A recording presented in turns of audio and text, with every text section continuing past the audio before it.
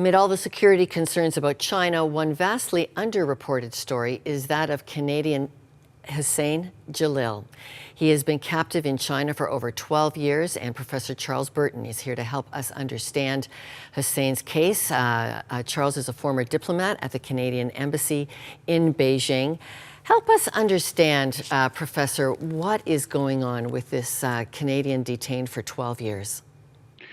Well, Mr. Celil was an imam in Xinjiang, the Uyghur district of China, who was quite active as a proponent of the Islamic religion, although we have no evidence that he was a supporter of any form of violent overthrow of the Chinese authorities in Xinjiang.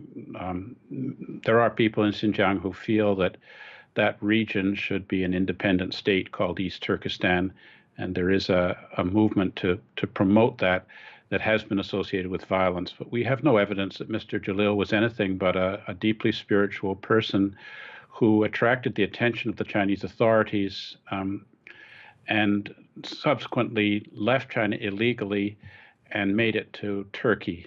The language spoken by Uyghurs like Mr. Celil is a language which is intelligible to Turkish, and the ethnic connection between the Uyghurs and the Turks is quite strong.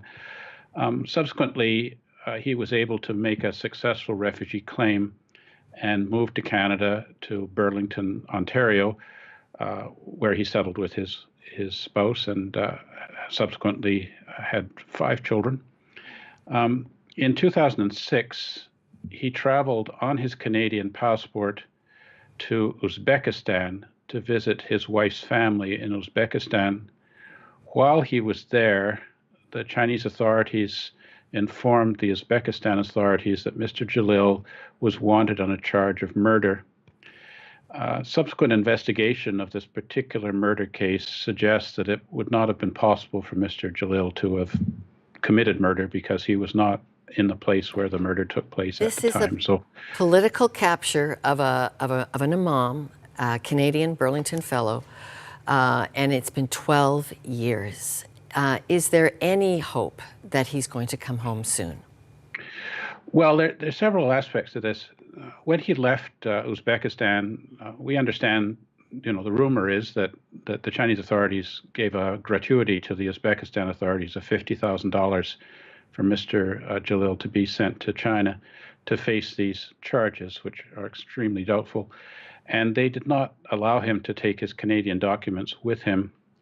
Subsequently, the Chinese government did not inform the Canadian embassy of his incarceration on the basis that China refuses to acknowledge that Mr. Celil is a Canadian citizen, despite the fact that he was traveling on a Canadian passport, and we, of course, have his citizenship documentation. Mm-hmm.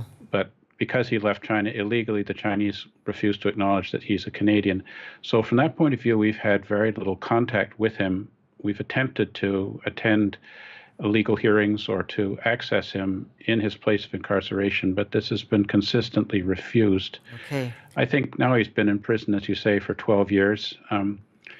It seems likely that it will be several more years before he's able to be released from China. In the meantime, his family in Burlington All right, we're going to have to leave it at that. It is a case that Canadians need to know more about. Charles Burton, thank you, former diplomat at the Canadian Embassy in Beijing.